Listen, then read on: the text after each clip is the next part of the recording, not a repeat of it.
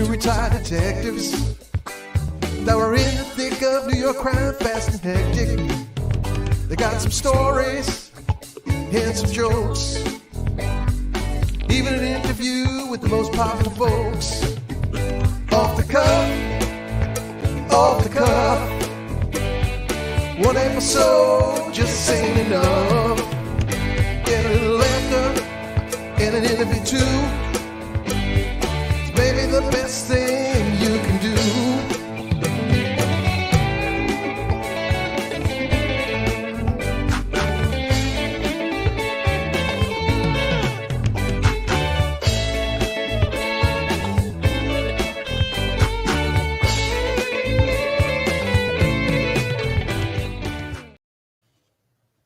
Hello, everyone, and welcome to Police Off the Cuff, Real Crime Stories.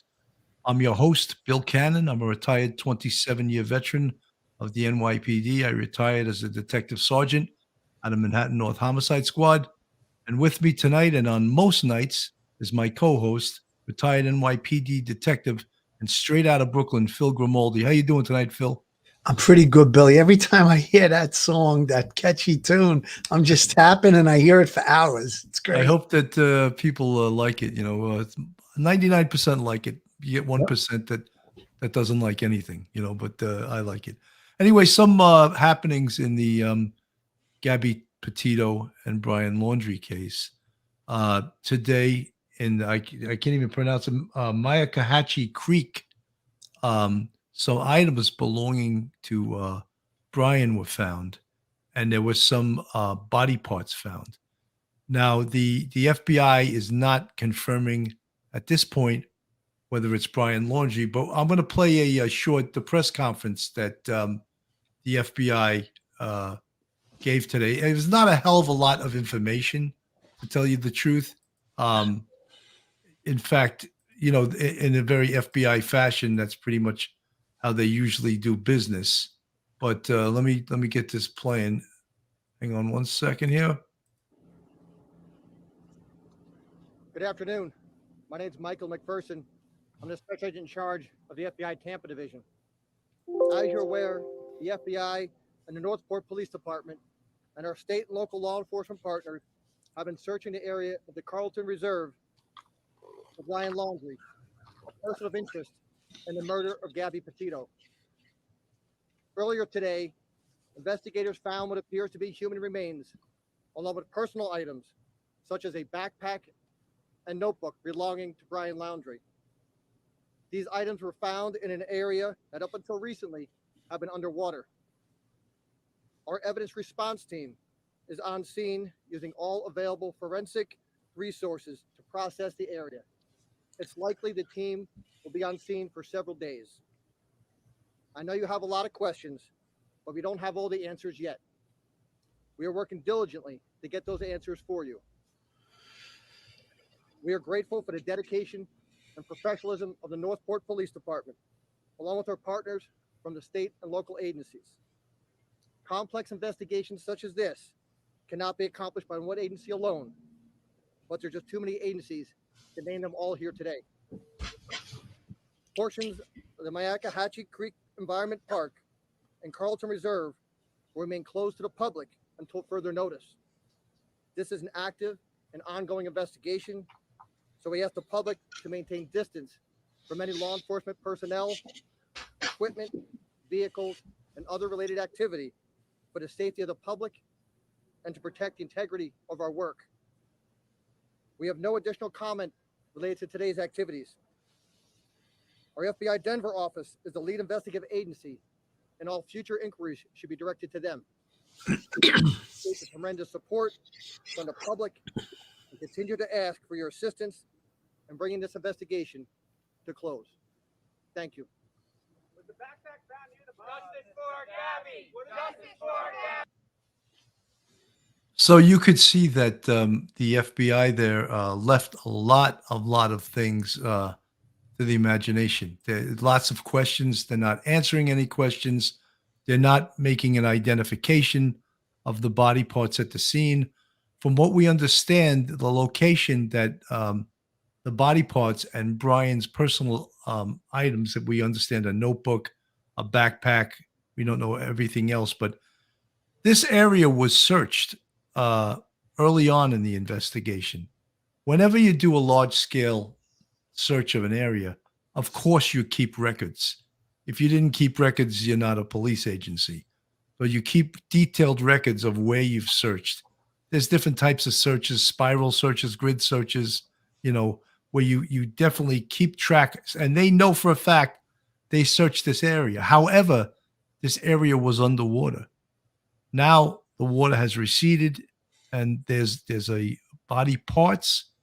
They wouldn't really elaborate on if an entire body was recovered, if the body's male or female. Lots of questions.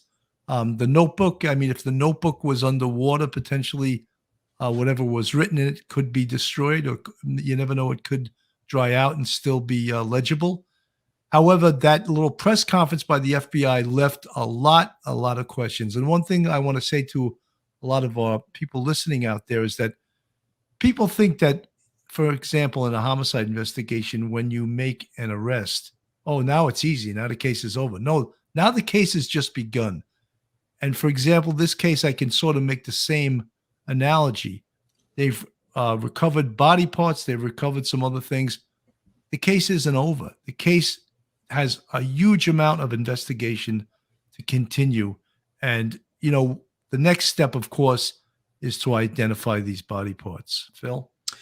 Yeah, I think, Bill, I know that the FBI has been kind of tight-lipped with regard to putting out certain information, but there's a lot there that he said. Now, he said with conviction that it was Brian's backpack and notebook. They've been confirmed. So we can run with that 100% that it's his stuff, and remains were found. And I think they were correct in not stating whether or not they believed it was Brian 100%, because there hasn't been a positive identification made. So with that said, the area was under heavy scrutiny early on in the investigation. The Carlton Reserve, which I believe is actually right next to this location, which it's called a Myakkahatchie Creek Environmental Park. I don't know if I said it right. I hope I did. Anyway, the searching that's been going on, it was 25,000 acres. It's a tremendous area. Now they're saying they added the component that they believe this area was underwater. Bill, you're 100% right. They had a note where they searched. You'd be searching in circles if you don't. They may have put markings on trees, or just made like a grid where they figured out that they had already searched in that area. And sometimes searching in this kind of wilderness, you'll do it 2 and 3 times just to double and triple check, obviously. So again, the water being put into the equation, that may have dispersed the body. You have animals, you have insects. There's a lot of different things that were going on in that area. If he was in that area from the time frame that we believe that his parents told us, if it's that long, I don't think it's going to be a short-term time of death. I think it's going to be long-term. What I mean by that is I think it was probably in the first few days after he went out to that location. That is. Well, Phil, didn't they go camping? What was the date they went camping? Was it the 8th or the 9th? And no, they went camping on the 6th. They were back around the 3 days later, around the 9th or the 10th.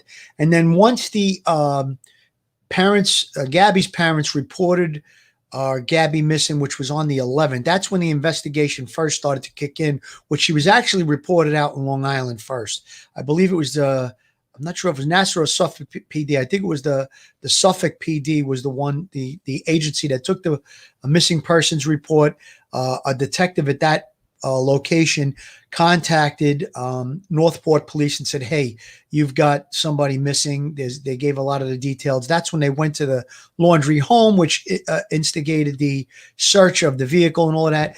And then I believe it was on the 13th that he supposedly took the car, the parents' car. Of course, the van was taken by FBI for examination. And he took the parents' car on the 13th and went to this Carlton Reserve.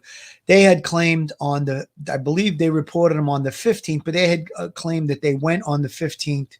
Either the 15th or 16th is when they reported him missing, but they claimed that on the 15th is when they went and found the car and brought it back to their home. However, the neighbors revealed that the car was there on the 14th. So it was probably the day after he went into this area. Phil, I'm going to play a short video Sure. of the Carlton Reserve and how vast and huge this location is.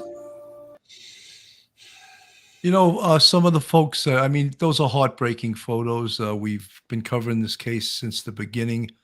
We've pretty much seen all of these photos, and as we said many times before, this is a heartbreaking case. And this case has not just gotten national attention, it's gotten international attention. And there's been articles written about that, like why this story of everything grab at the heartstrings of not just the Americans, but the world. And today, we don't have the answers right now because the FBI is not putting out the identity of this body till they find out the identity through science, which means DNA or something known as odontology, which is the study of the dental work. And if they can make a quick comparison on that, that would be the quickest way. Sandy V, thank you so much for the $5 super chat. Bill or Phil, why did the Laundries magically show up at the site before the remains were found? I believe, Sandy, they were called to the scene. Yes. So that's the answer to that. They were called to the scene. Look, the Laundrie parents have been the villains during this, but as much as our hearts go out to the family of Gabby Petito, they're the parents of this young man also. And I know there's not much sympathy for him or for them, but they're also human beings, and we have to respect that too. They just lost a son, and we can all conjecture whether they were involved in helping him disappear, that they seem to be cold as ice because they didn't correspond with the Petito family when Gabby was missing. All those things I can understand. We also, most of us probably listening here are parents, and we can understand the heartache from both sides. Yeah, 100%, Bill. I agree with what you just said. I don't think they magically appeared. They were called down to the scene to identify specific items that were recovered. I guess maybe the searchers found these things and they wanted to be certain that it belonged to Brian. And that's why I believe the parents were brought there. And I agree with you, Bill, on the fact that, even though they were uncooperative with Gabby's family and they turned their back on Gabby, so to speak, she lived with them for 2 years. They didn't cooperate in any of the investigation. They retained an attorney, which was their right.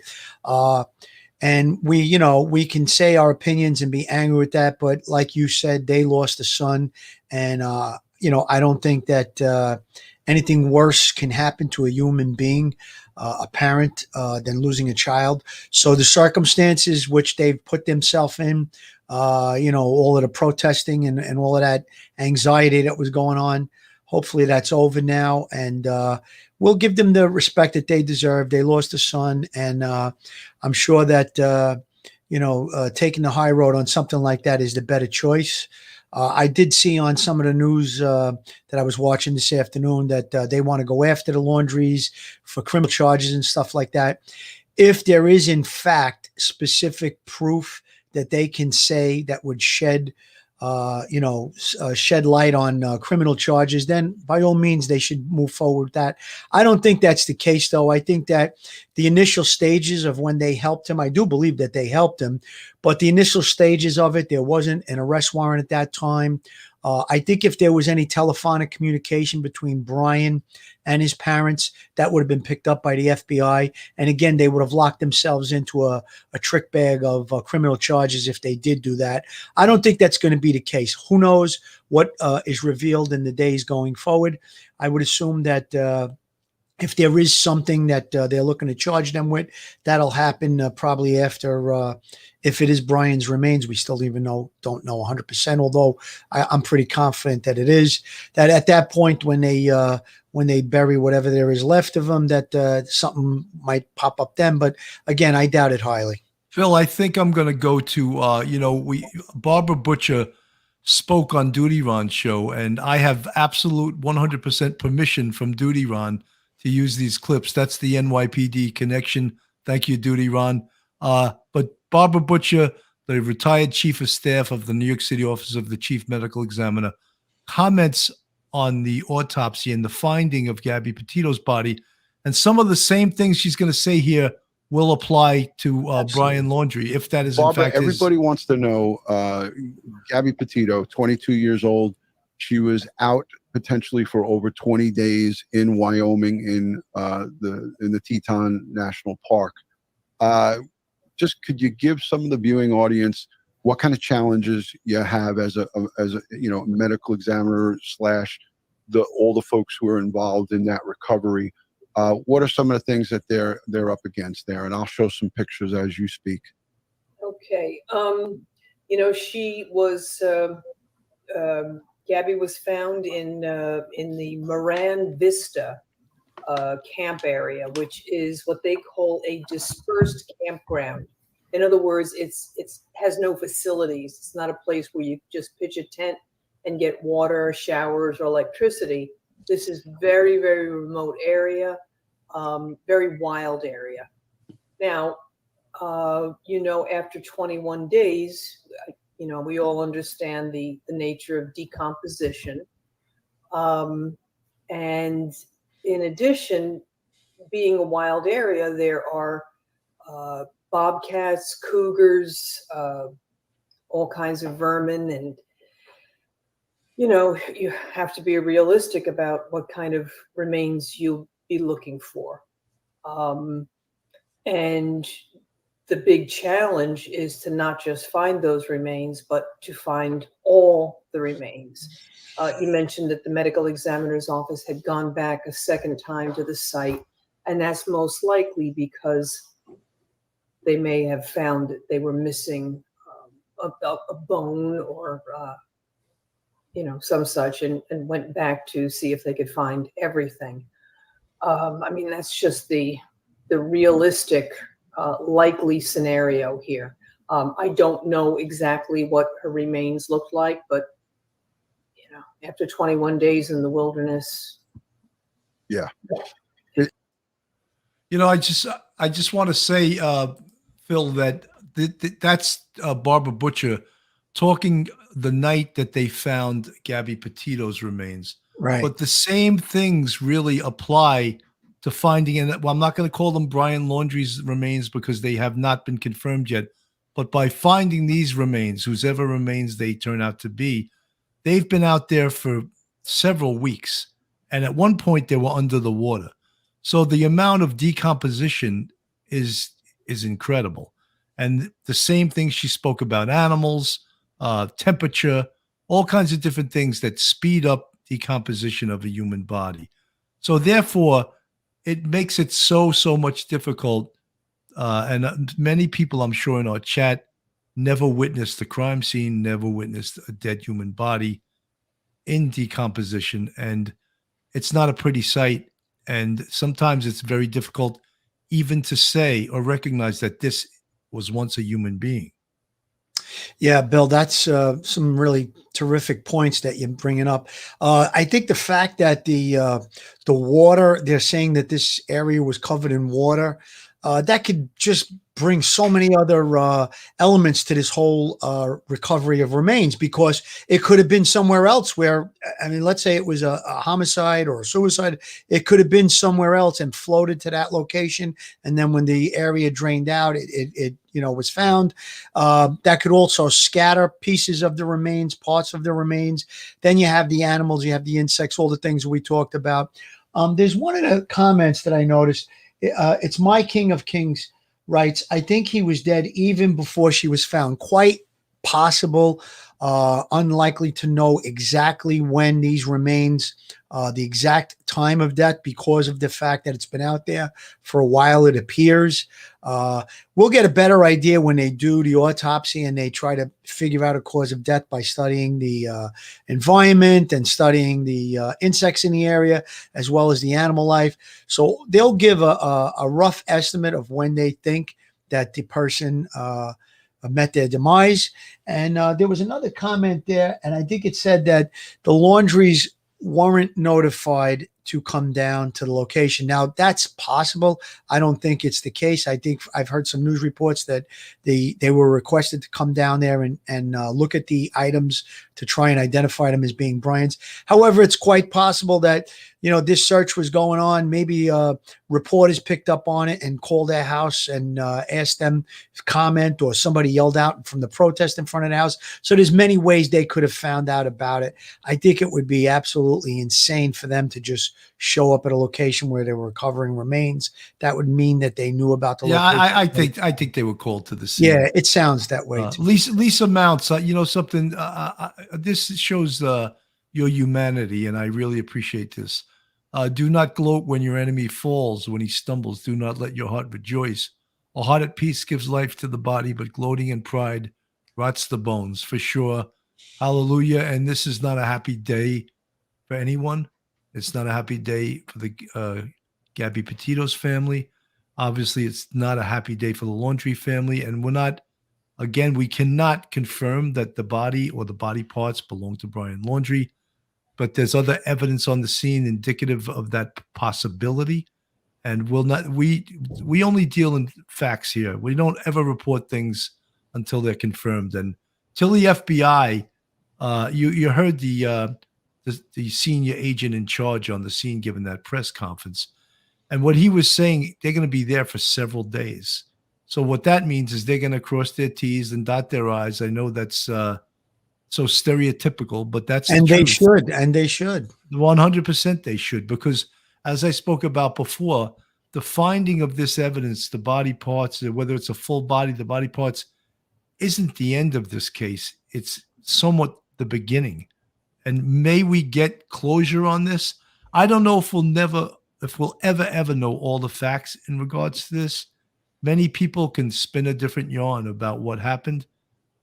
Many people, like us in law enforcement, we look at what we think is the evidence and we come to certain conclusions.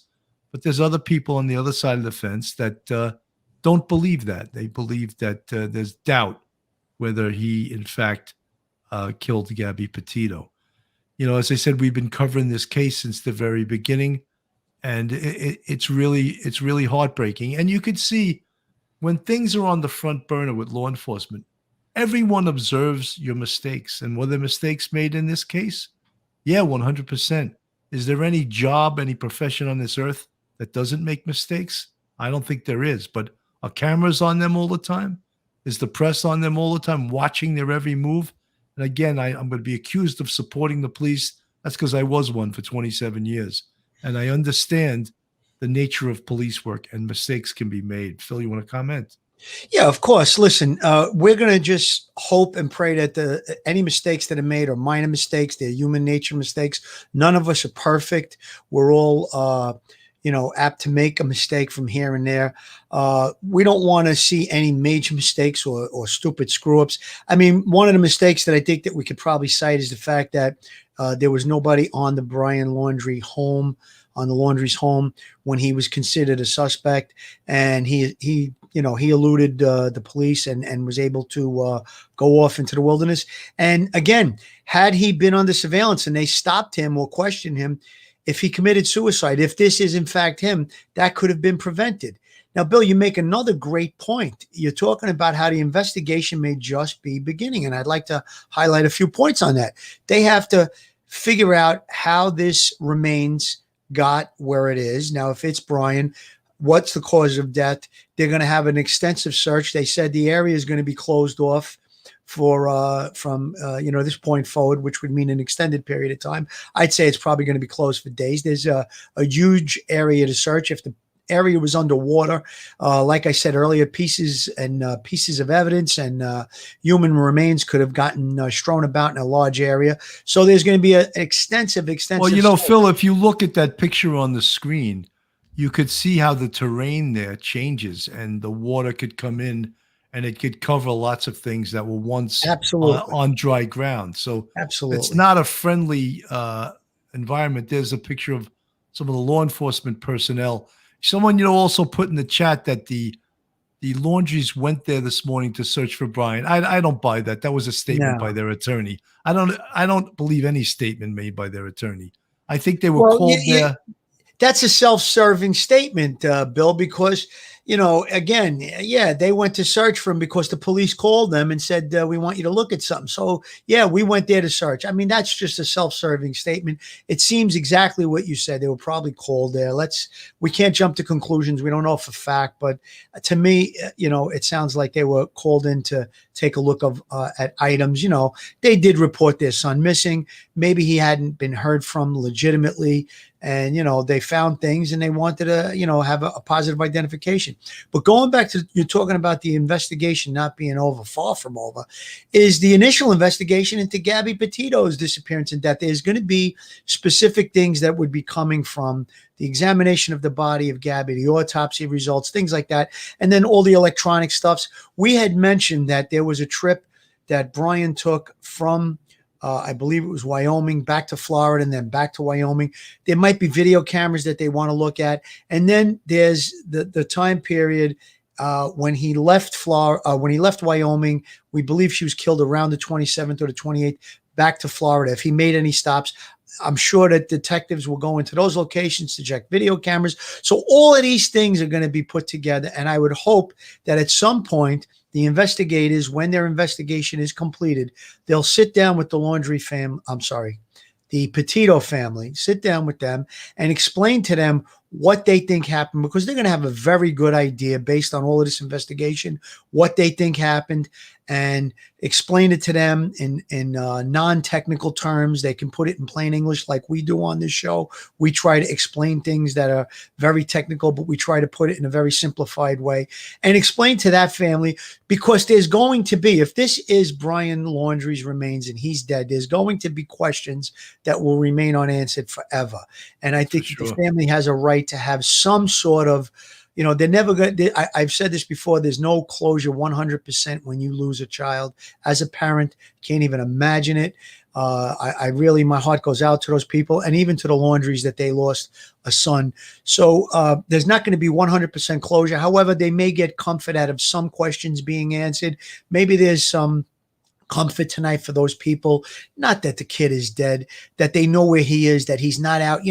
Could you imagine going to bed every night knowing that the person may have killed your daughter is out there somewhere? And now they're not going to have to worry about that tonight, if in fact, and I say if, these remains are that of Brian Laundrie. Leah Yvonne, thank you for the $5 super chat. You questioned, I believe we answered this, but I'll read your question. Guys, please look up the Laundrie lawyer statement from this morning. The Laundries were not called out there. They were out searching. Something, Leah, I appreciate you bringing that up. I don't believe that. I think the attorney put out many self-serving statements during this entire investigation. I'm going to put up a picture on the screen of the Laundries that they were at the scene early this morning. Let me put it up there.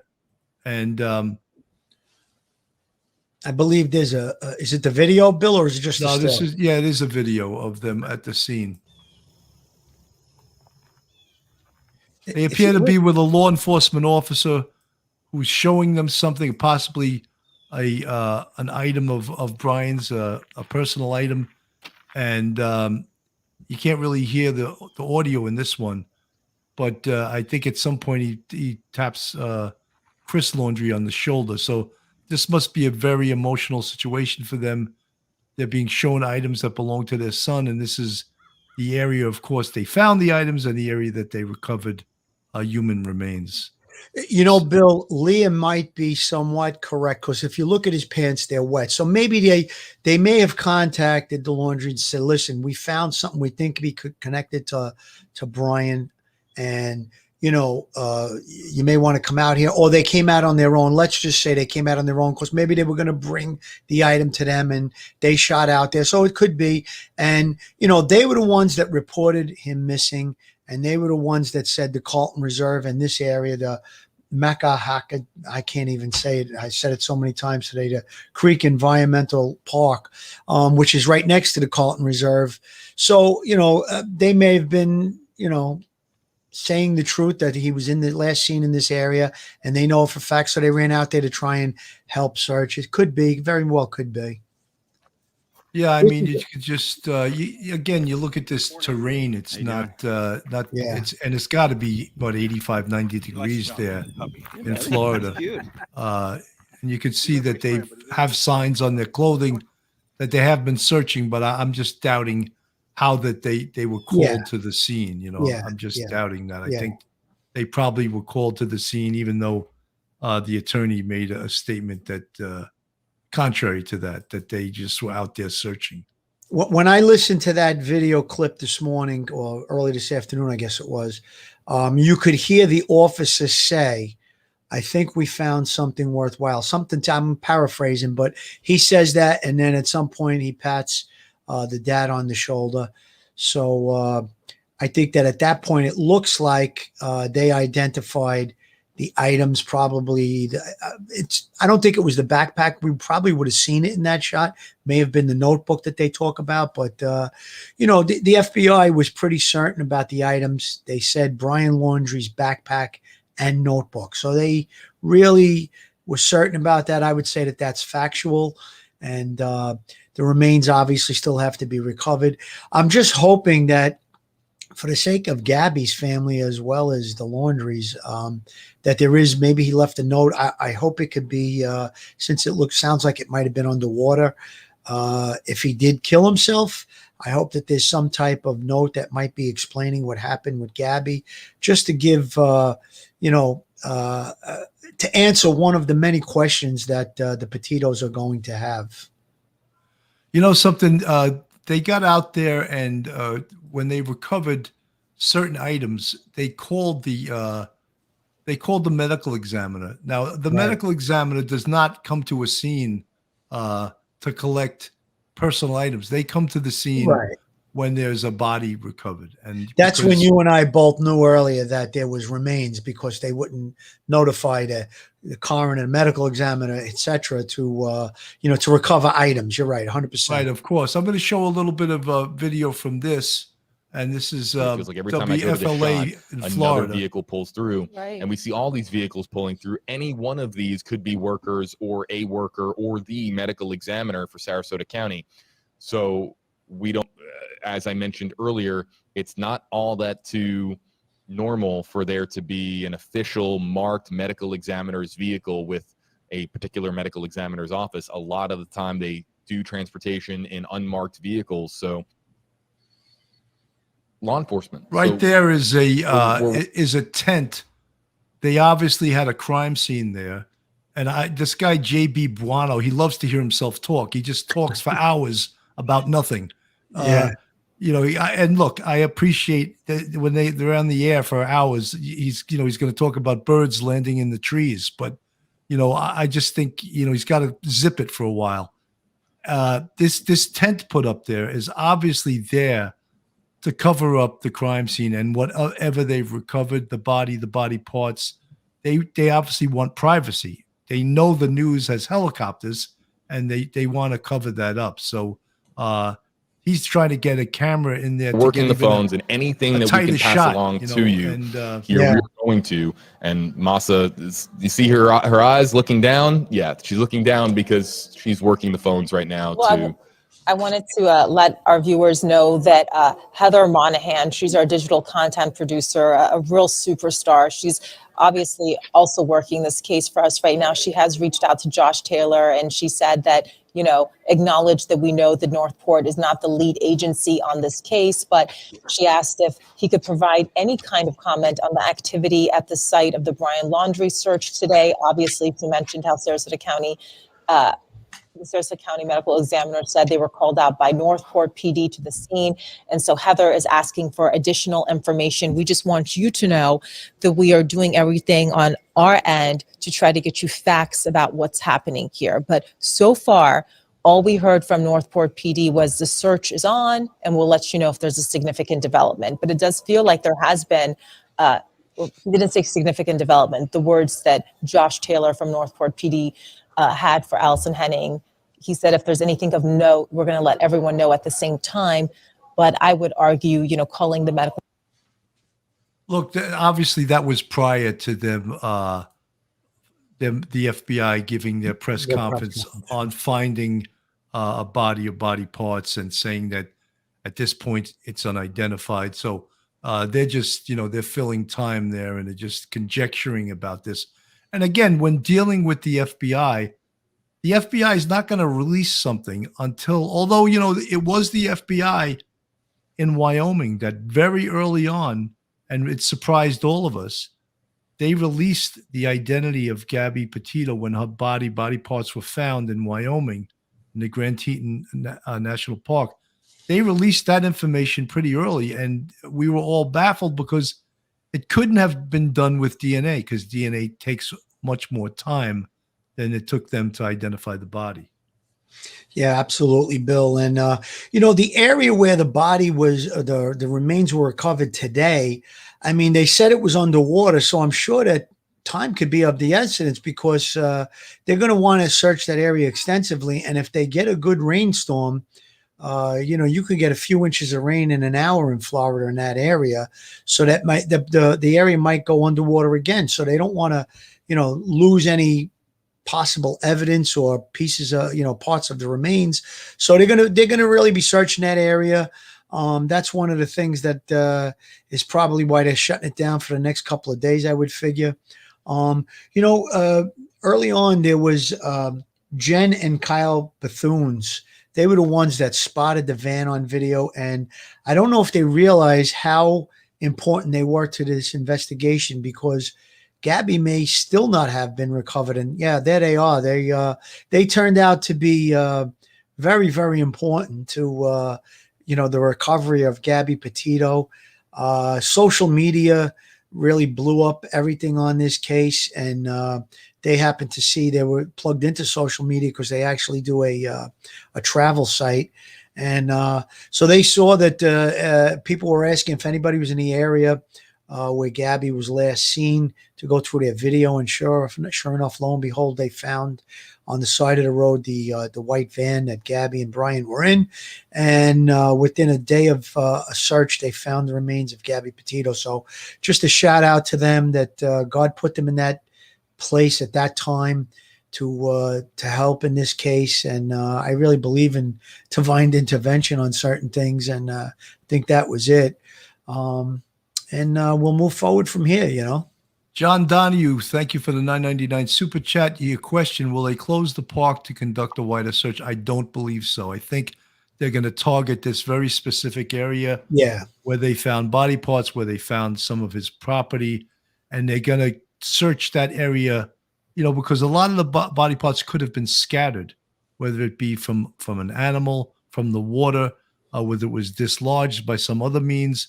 So they're going to search that area. They'll bring in forensic anthropologists to identify things that may be bones. We had retired NYPD crime scene sergeant John Palucci on last week, and he said sometimes it's a good time to search for bone is actually at nighttime, right? Because they have special lighting, and they can identify bone easier in the dark with these lights.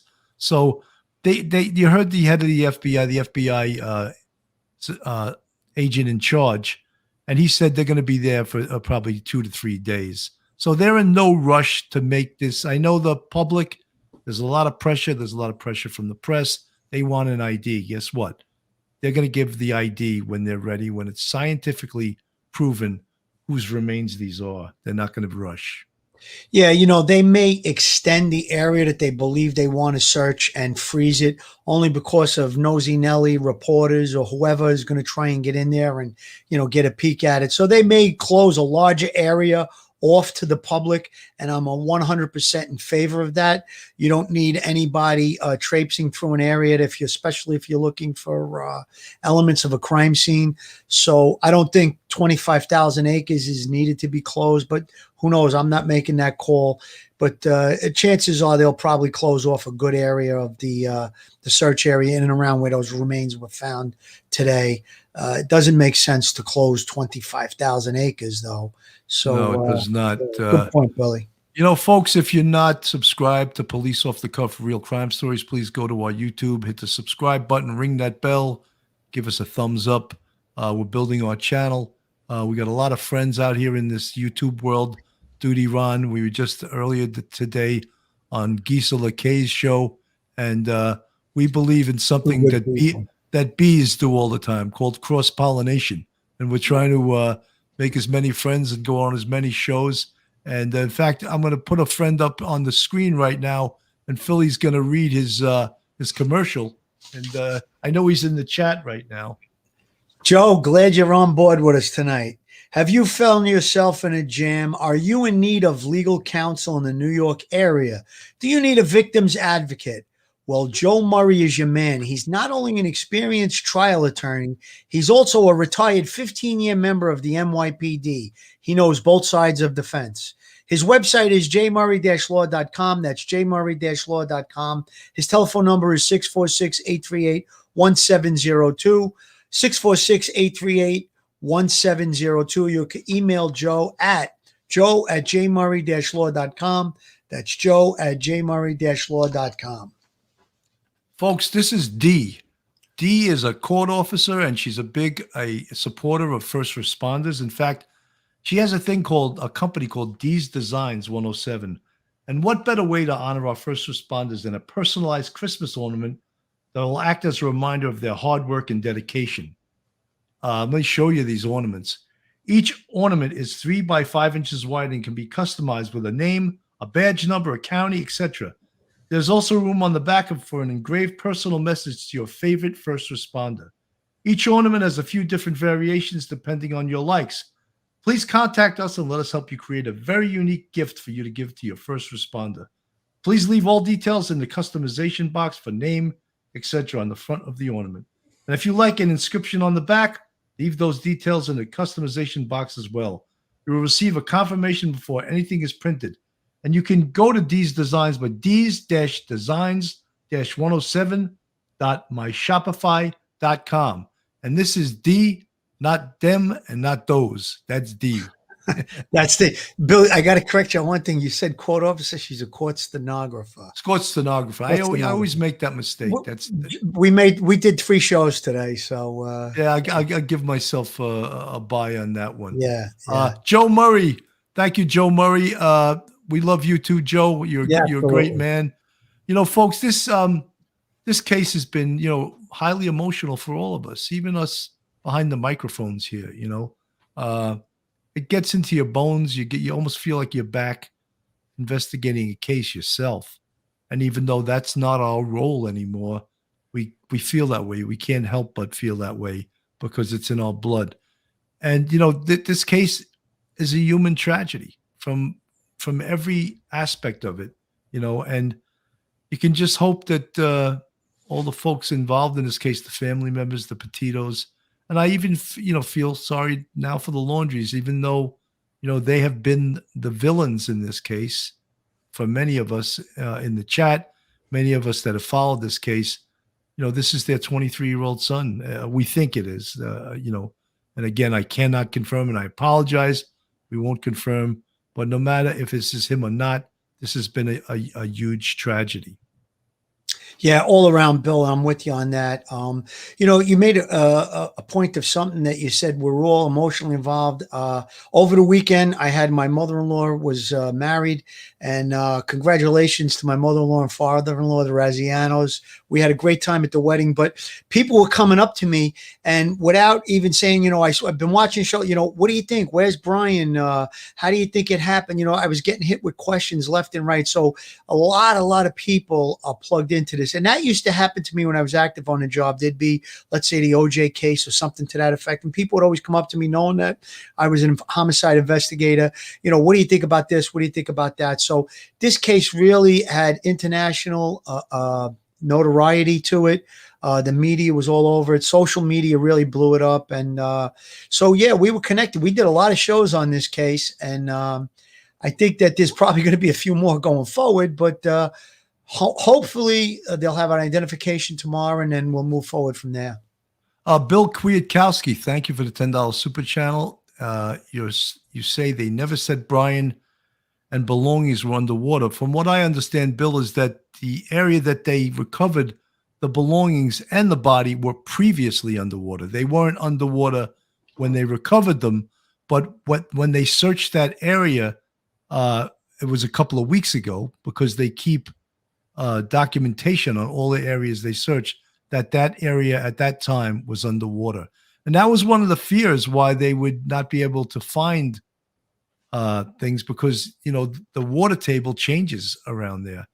And, when we first started doing this case, I believed early on in the investigation that he was going to commit suicide. And as it stretched on, I changed up and I said, something, maybe he got away. And I started thinking that he fled to maybe Mexico, because it appeared to me early on in the investigation that the family helped him get away. That's what it appeared to me. And again, Phil and I always repeat this all the time, because we've worked hundreds of homicide cases. We are not privy to the case folder. We do not know the ins and outs. And that's the only people that know the ins and outs and the real important stuff in this investigation are the police and the FBI. They're the ones conducting the investigation. And maybe they let a little things slip out, but not enough that you can make an intelligent assessment of everything that's going on. Bill, there's a possibility now. Bill was saying they never said Brian and belongings were underwater. They did say the area was underwater where the remains were recovered. It's possible that the remains were on a higher ground than as high up as the water went. I don't think so. It sounds to me, I'm not there, I don't know, but it does sound like the remains were recovered in an area that may have been underwater. That's what it sounds like. But I'm sure in the days going forward, we're going to get more detail on that for sure, for certain, but it's possible. Pepper Sprout, I'm going to read this. It's definitely Brian, in my opinion. He's been dead since the first day he went out there.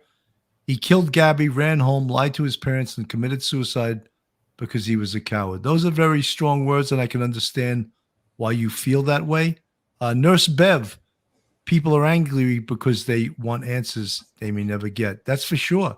One of the things with someone committing suicide, now the case is never going to go to court. It's never going to go to trial. We're never going to get closure on all the information. We're not going to get the who, where, what, how, and why, which everyone wants those answers all the time. Stargirl, lawyers will say they did the right thing, and in some ways I agree. We don't know all the facts of the case. I read your mind, Stargirl. I was just talking about that, right? That we don't know all the facts of the case. And, this is a very emotional case, and we've all gotten emotional over this case.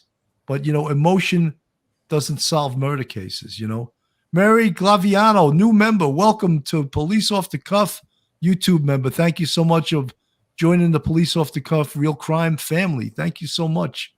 I think we're just under 100. We almost have 100 members in our Police Off the Cuff YouTube family. Joe Murray, again, thank you for the $10 super chat. Dear community, if this is Brian Laundrie, it proves the parents were telling the truth, that Brian was missing, right where they told law enforcement he would be. I'm asking that we let this family grieve. Joe, I couldn't agree with you more in regards to letting the family grieve. 100%. I don't think people really had a right to go on their lawn and scream at them and all of that stuff. It's a different world we live in, but that stuff seems to be allowed these days. But yeah, I didn't really like that was happening either. Go ahead. No, go ahead. I was going to say, I want to make a point on what you just said. Think about it. There's not going to be a trial. At trial, we would have heard explicit detail of investigation and evidence related to this case, like specific things regarding maybe telephone messages, text messages, telephones, his telephone placing him at the scene where they believe the murder took place. There's so many things. We're not going to learn about the forensic evidence that was recovered when Gabby's body was found. We're not going to learn about the forensic evidence that was recovered inside the van when the FBI did their initial analysis, evidence recovery team of the van. So, there's a chance that they will sit down with the family. I would hope and pray that they do that and explain all of that to them at the right time. So there is going to be some closure and some answers for those people. But whether it becomes public or not, it may take a long time. There may be some Freedom of Information Act or requests done sometime in the future. We may get those bits and pieces of information, but I would have loved to have seen him been found alive, and his parents wouldn't be grieving his death if it is him. Excuse me, if it is him at this time. And, we would have heard a lot of different things at that trial that would have put a lot of the pieces of the puzzle together, so to speak. Tina Garrett became a YouTube member. Thank you so much, Tina Garrett. Welcome to the Police Off the Cuff family. Welcome. We're so happy to join us, I know that everyone that's been following this case, Joe Kane, Captain Joe Kane, retired captain of NYPD. Thank you so much for the $10 super chat. Emotions don't solve homicide cases. That's worth $10 for sure, Joe. And thank you so much.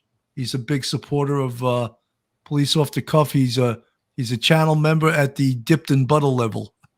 So I appreciate you, Joe. Folks, this is a very emotional time. It's an emotional case. We're all waiting, and we're going to have to wait. We're going to have to wait to see what the results are of this identification. And according to the senior FBI agent in charge, it's going to take several days because they're not going to just release it to pacify the millions of people that are waiting to hear this information. They're going to take their time. They're going to do it scientifically through DNA, and they're going to get an absolute 100% match when they do those tests. So, some TW, you think I'm going to fall for that? Did they contact the sheriff of Let's Go Brandon County? I know that one. I know. I follow that, Let's Go Brandon chant, but Let's go, Brandon. Yeah, I didn't fall for it, but thanks. I got a sense of humor too for this. I want to comment on one of the comments that were made in the chat. It's YEP. I don't have sympathy for Brian's family because they are responsible for what anger they stirred up and hatred of them by being hateful towards Gabby's family. Listen, there's a place for that, what they did, but this is not the time for that. If this is in fact Brian Laundrie's remains, they lost a son, and we need to give them a little bit of a pass on, protests or anything like that. They didn't do what we thought was ethical in the past. I mean, of course, 100% they should have reached out to the Petitos and explained, she's not here. We don't know where she is, something. But listen, does that mean that they deserve to have their son dead? No, it doesn't. It was terrible what they did, their posture with the lawyer and not answering the questions. It all just, it was within their right to have an attorney. Don't get me wrong, but their whole posture, everything that they did, every move that they made, mowing the lawn like nothing was going on, trying to live their life, it all stunk. It was just terrible. We as human beings or people that have children, parents, we didn't like it. But at the end of the day, they lost, if this is in fact Brian, they lost a son, and, we'll give them a little bit of a pass on that. That's all I want to say about that. Yeah. Circa before, I don't have sympathy for the Laundries either. We don't know if that's Brian, so I will not assume it is. I will not give them time to grieve if we don't know if it's him. Well, okay. Once we do find out, I think that they deserve the time to grieve as human beings, as parents. Again, many of us in this, been following this case, we're very angry at the Laundries, and we've been very angry because it appeared that that they were cooperating with their son and not with law enforcement, and that they were trying to. That's what it appears. There's other people that that don't agree with this. Jason Chandler, while you are all falling over in sad feelings for the Laundrie family, think about the pain and suffering that Gabby's parents are feeling. Think about the pain Gabby's parents. 100%, Jason. And we've said that a million times, and that pain will never go away. That's forever. No parent wants their child to die before they do, and that's a given. And I mean, that's something that we've continuously spoken about in the coverage of this case, is that especially after Gabby's body was recovered and they identified her on the scene, I think the whole world shed a tear that night, and people wonder why, and there's been articles written why this case caught the imagination of the whole world. And I'm not going to conjecture on that now. Maybe we'll cover that at some other time. But RM, I'm going to repeat what you said because I happen to agree with it. NYPD, greatest detectives in the world, the ones who laugh and joke around dead bodies in front of. What is that, though? No, I don't think I'm going to read the rest of that, RM, because I don't agree with it. I agree with the first part, greatest detectives in the world. And if you've ever been on a crime scene, you know that you could be there for hours and hours. So if you're standing there and talking to someone and maybe laughing, that's not reason for someone to ridicule you that you don't feel for the person that was just killed. We went through that earlier today when we were on Gisela's show, and we talked about that how, you cannot do the work that we did, dealing with death, dealing with people in the worst possible days of their whole life, making a death notification. And the only way that you can carry on and not, just go out of your mind is to try to make light of things sometimes and maybe talk about something that happened the day before, a sporting event, or, you're talking about something that happened earlier that day. And anybody that looks at a news clip of detectives standing over a dead body and they may have a smile on their face or they may be engaged in conversation, doesn't look like they're serious about what they're doing. That's just give them a break on that. That's not true. I've been there. Bill's been there. And, I was talking about earlier today how I was at the scene of a 13-year-old that died turned out to be natural causes. And in the hospital, we were called to the hospital, parents, family, friends, nurses, doctors. There was not a dry eye anywhere around that day. And there's just certain things that, when it tugs at your heartstrings like that, you can't fall apart. I did cry that day. I choked up. But in order to continue on and be able to do the work, you have to have a place in your head where, you put some perspective with it. And sometimes talking about something other than the dead body you're standing over is what you do. Archer, thanks for the $5 super chat. If these are Brian's remains, I wonder if some type of immunity from prosecution would be offered to them to come forward with what Brian told them. I don't think if these are Brian's remains that there will be any prosecution of the Laundries. I don't believe that. And I just don't think it would happen. No, Lisa Manning, thanks for the $5 super chat. It would be interesting to see if the Petito family extends sympathies to the Laundries. That's a possibility. Paul Lavallo, thank you for the $4.99 super chat. Phil and I have seen the best and the worst in this world and working the NYPD, especially working in homicide. There's no worse crime than the murder of another human being. And having said that, you see also people that forgive. And if you believe in a higher power, whoever your God is, that's a trait that probably I admire in a person. Sometimes I can't understand when someone forgives something that to me seems unforgivable, but I think that's probably a higher level of human being maybe than I am, Absolutely, Bill. Absolutely. Let's just, the family on both sides are maybe grieving if it is in fact Brian, and we'll just hope and pray that they could, both families can move forward. I'm not trying to praise the Laundries. I know that they did some unethical stuff, but at this point, this is not the day to start casting aspersions on them or attacking them. Storm siren. I'm sorry. I think now more details will start coming out faster, and we will learn how extensive the Laundrie parents' involvement is of them helping their son evade capture. That's very possible. Maybe we will learn more as the evidence starts coming in. Maybe we won't. Maybe they won't release it. It's even today, like there's a difference of opinion because we don't have the facts. Whether the Laundrie family, we had been told early on that they were called into the park because they had found something. I'm hearing in the chat, and I don't take the chat as the confirmatory investigative information, that they just decided, their lawyer made a statement that they just decided to go search today in the exact spot that the law enforcement found items belonging to Brian. I find that not believable. What do you think, Phil? Yeah, I don't find that believable either. It could be a situation where they might have been asked about, did Brian have this or that when they found the backpack and the notebook? And they could have maybe related, we've been searching in the area. We think we may have found something. We'll let you know. And instead of waiting for the police to come to them, they ran out and, the lawyer might be using a self-serving statement that they went there to search, but I just don't see it as that.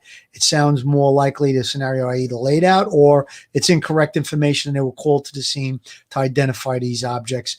And the way you saw that press conference, the way that FBI agent said with certainty that we recovered Brian's backpack and notebook, it sounds like they're certain. Sounds like the family was shown these items to positively identify that they did belong to Brian.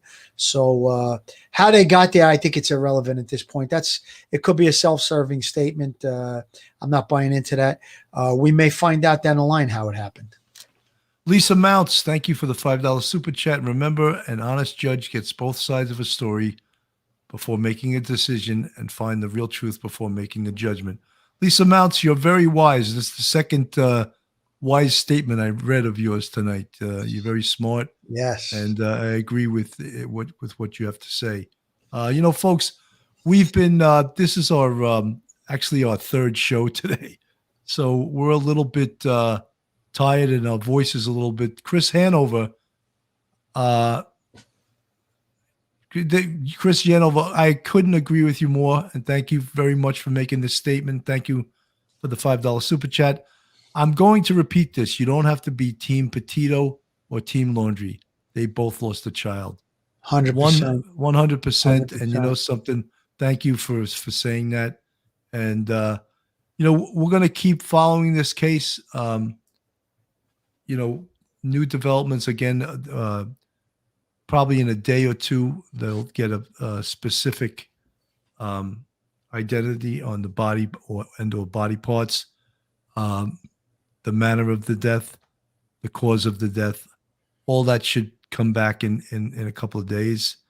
And, we'll when it does come back, we'll be here to report it to you. As I said, this case has taken a lot out of everybody, especially, of course, the Petito family, and of course, whether you feel sorry for them or not, the Laundrie family, and all you folks that are following this. And I just want to thank you guys for putting your trust in Phil and I. Kathy Bennett, thank you so much for your $9.99 super chat, and best wishes to you, and God bless. I want to thank you guys for putting your faith and your in Phil Grimaldi and I, and watching our channel, Police Off the Cuff Real Crime Stories. And we take this job very seriously, and it does take its toll on us. I said to Phil, I almost feel like I'm back, in the squad investigating these cases. And I think he feels the same way. But we've been on now on this for almost actually an hour and 3 minutes. So we're going to cut it a little shorter than we usually do, just because Teresa Smith, thank you, Mr. McPherson, in the press conference called it murder. First time would Brian now be a suspect? Teresa, from day one, I felt that he was a suspect, but they continued to use that expression interest, which to me, I hate that expression, person of interest. There's such a fine line between person of interest and suspect that I don't know why they use the term person of interest. Well, we take it as code for suspect. That's for sure. Right. We didn't use that term in New York City. The press always tries to use it. And in New York City, we'd say, no, he's a suspect, and maybe the powers that be on the NYPD, they wanted to play those politics too, but we certainly didn't. Anyway, Phil, for Police Off the Cuff, Real Crime Stories, I'm Bill Cannon, and along with my co-host and partner in all things law enforcement, Bill, Phil I just need to Grimaldi. say one quick thing. Go I ahead. want to tip my hat to you, Bill. And the reason I'm saying that is you've been going through some things. Your wife had surgery recently. The prayers were answered. Everything's going good. But this guy has been at this stuff. We did 3 shows today. Bill, I really got to tip my hat to you. You're dedicated to this. It's not about anything other than true dedication to law enforcement, to the Petito family, to the police off the cuff family. We really met some really great people in the last couple of weeks. And again, Bill, your hard work is really paying off. And I'm just so delighted and just so glad that I could be a part of it. And thank you, Bill. Thank you, Phil. And folks, from Police Off the Cuff, have a great night and stay safe. One episode just ain't enough.